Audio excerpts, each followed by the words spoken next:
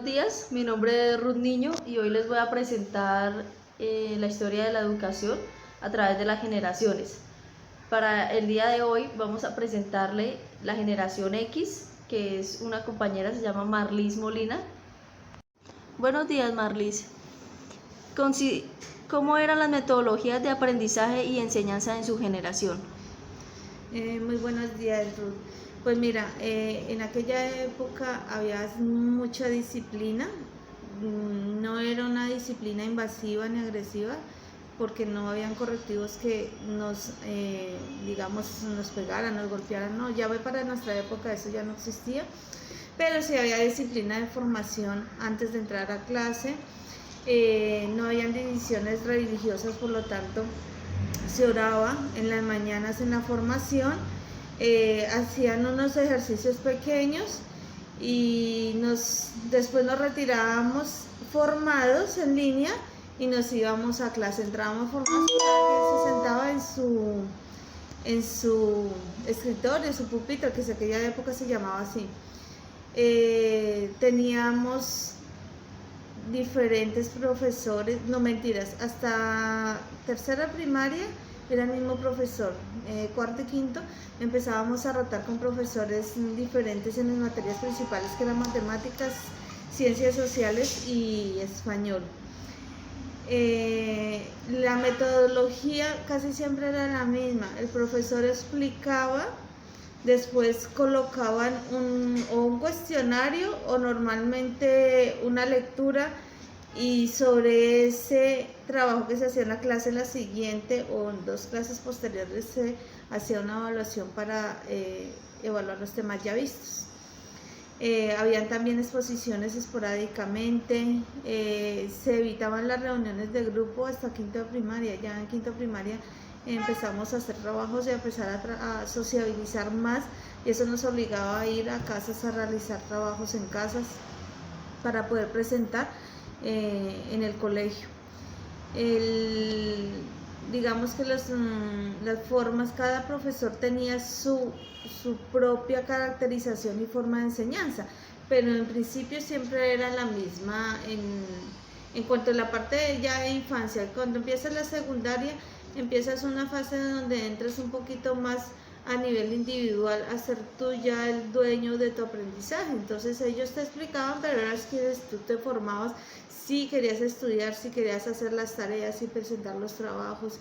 Era más había más libertad. Entonces digamos que empezó a verse un poco más la indisciplina, porque ya aquello no te obligaban a formar, aquello ya no te obligaban a presentar los trabajos, sino sencillamente llamaban al padre y le comentaban la situación, que el por qué el hijo no estaba estudiando, no presentaba los trabajos, y pues sí se perdía materias por no presentar los trabajos o por no ir a clase.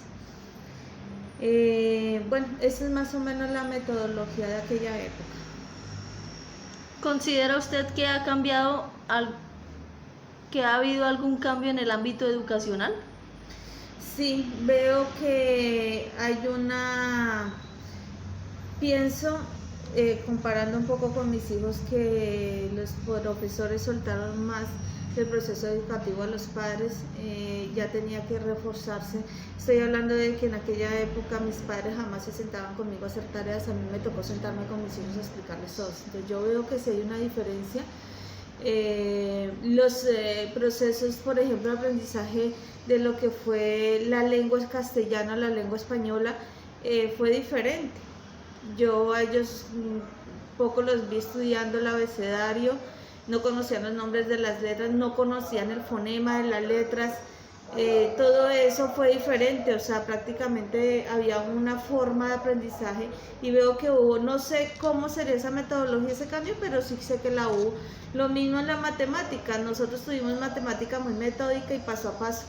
Vi que los procesos de formación con mis hijos fue diferente. Entonces sí, yo sí hago una comparativa de esa época a la de mis hijos, hay una diferencia muy grande. Ahora la educación es participativa y el niño tiene que tomar iniciativa en el aprendizaje, a lo cual me parece que es una responsabilidad grande y más cuando a un niño no se le ha dado los mecanismos de aprendizaje.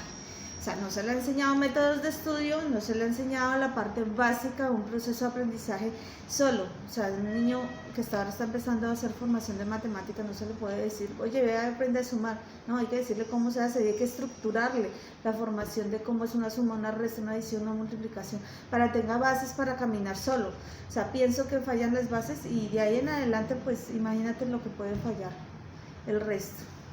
Gracias. ¿Ha cambiado su mentalidad política en los últimos años? Voy a ser sincera, yo pienso que al principio en mi adolescencia y adultez joven mis posiciones políticas eran muy difusas, muy confusas. En aquella época se conocían dos partidos básicos, el liberal y el conservador, y siendo uno franco, jamás veía una representación clara, bonita, que se acercara a la juventud en eso. Esos partidos estaban muy dados a la gente mayor, y los que tenían claras decisiones de una libertad política. Después generacionalmente llegamos a donde empezaron una explosión de nuevos partidos sociocomunistas, que tampoco nos sentíamos identificados. No quería un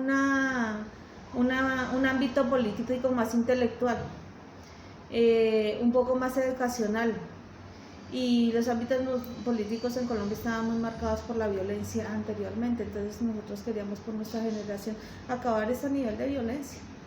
Nunca se dio, pero bueno, se quiso, que ese era nuestro anhelo como jóvenes de Colombia en aquel tiempo. ¿Cómo han influido los movimientos sociales en su criterio sociopolítico? Los movimientos sociales influyeron en parte de la adultez joven o adolescencia. Después ya empieza uno a tener bases claras, sólidas, y empiezan a darse cuenta que no todo lo que estos movimientos traen es bueno. No significa que todo su contexto sea malo, en esencia hay cosas muy buenas, pero no todo. Hay que discernir muy bien qué cosas de todos estos movimientos traen buenas y qué cosas afectan demasiado la infancia y la juventud, a un punto en que uno ve que se están perdiendo demasiados valores, y eso hace que los niños que están creciendo crezcan sin una dirección o unas directrices de amor, de cariño, de respeto, de civismo, porque lo perdimos totalmente.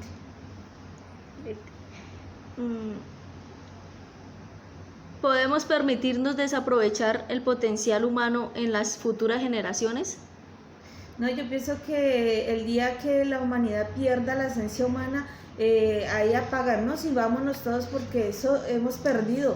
Si nosotros como adultos perdemos que en la naturaleza humana se pierda el amor, el cariño, el respeto, la paz, la armonía, en la infancia hemos perdido y hemos fracasado como profesores, como docentes, como todo lo que queramos como adultos.